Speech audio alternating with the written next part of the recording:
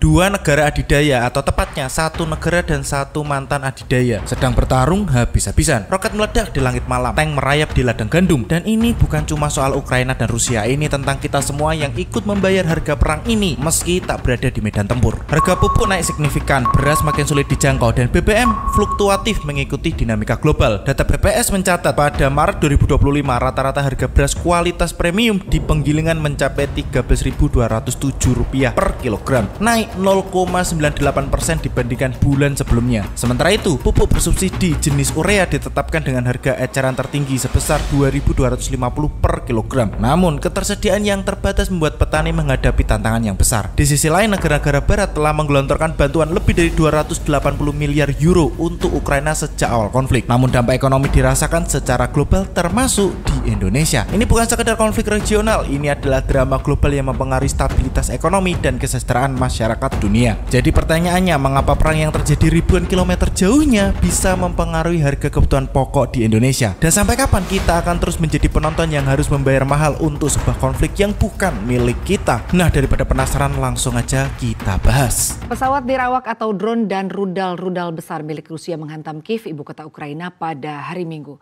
Skala serangan ini sangat mengejutkan karena Rusia menyerang Ukraina dengan 367 drone dan rudal.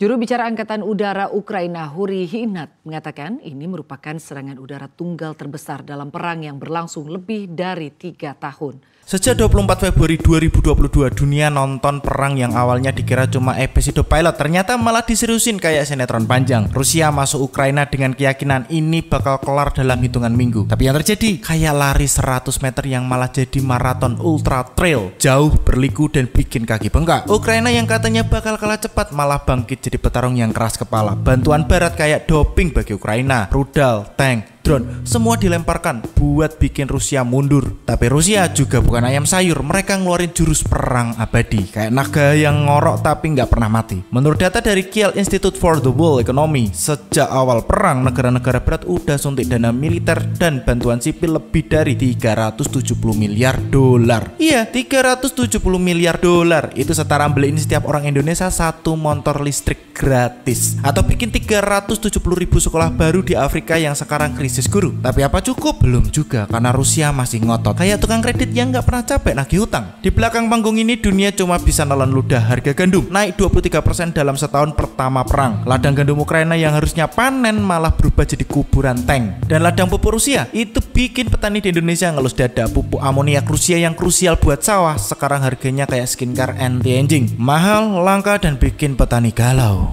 Harga BBM jangan ditanya, udah kayak roket Elon Musk yang nggak pernah mau turun. Sanksi ke Rusia bikin kilang minyak dan gasnya susah keluar, yang bikin harga bensin dan solar ikut-ikutan naik kayak balon gas. Jadi setiap kilang meledak di Ukraina efeknya kayak lempar batu ke kolam. Indonesia pun kebanjiran gelombang harga yang nggak karuan. Dan ini bukan cuma soal bensin atau pupuk, ini juga tentang nasi di piring kita. Karena perang yang jaraknya 8.000 km itu bikin kita harus bayar lebih mahal cuma buat makan sepiring nasi hangat. Ladang gandum yang berubah jadi ladang ranjau, pabrik pupuk yang jadi pion dalam catur geopolitik, dan kita cuma penonton yang dipaksa bayar tiket nonton yang harganya makin mahal. Awalnya semua negara barat rame-rame bantu Ukraina, tapi sekarang banyak yang mulai kelelahan. Dukungan Eropa mulai retak, Jerman pelit ngirim tank Leopard, AS malah debat sendiri soal bantuan lebih lanjut. Padahal Ukraina belum runtuh tapi juga belum menang. Sementara itu Putin tetap cuek. Rusia makin dekat sama Cina dan India kayak reuni sahabat lama. Krisis pangan global makin akut dan rakyat di Afrika sampai Asia cuma bisa nelan ludah. Perang kalian, nasi kami yang mahal. Bank Dunia bilang sejak perang meletus 70 juta orang terancam kelaparan baru. Kriminalitas dan konflik sipil di negara-negara berkembang malah melonjak. Dunia ini kayak meja makan yang kaki-kakinya mulai patah. Dan sialnya, semua orang duduk di meja yang sama. Nah, sekarang kita balik ke Indonesia, negara tropis yang katanya jauh dari Eropa, tapi nyatanya kena cipratan drama ini langsung di meja makan. Harga pupuk impor naiknya udah kayak roller coaster di Dufan, bikin petani pusing tujuh keliling kayak habis diserang lebah di ladang. Pupuk yang dulunya jadi sahabat sekarang kayak mantan yang minta balikan tapi lebih mahal dan banyak tuntutan. Dan bukan cuma itu, beras yang harusnya jadi makanan pokok malah jadi barang mewah. Data BPS mencatat pada Maret 2025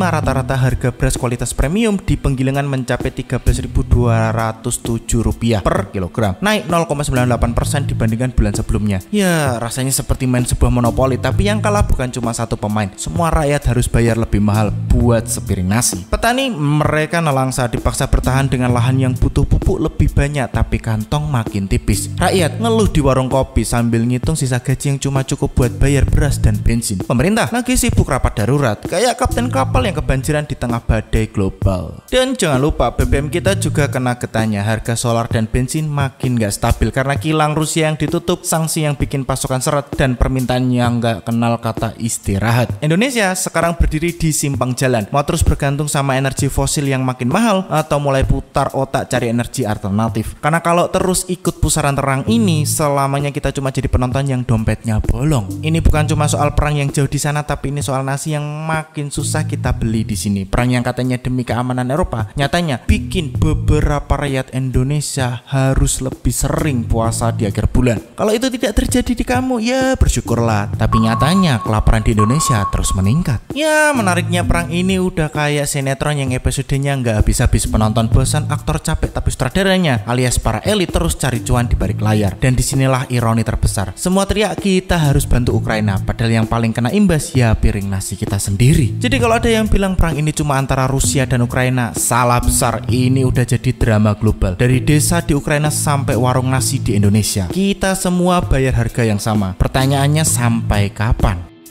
Gimana pendapat kamu tentang perang ini? Silahkan komen di kolom komentar. Jangan lupa untuk like, share, dan subscribe Relung Nalar karena dunia ini terlalu absurd kalau nggak kita bahas dengan nalar. Terima kasih udah nonton dan ini Relung Nalar.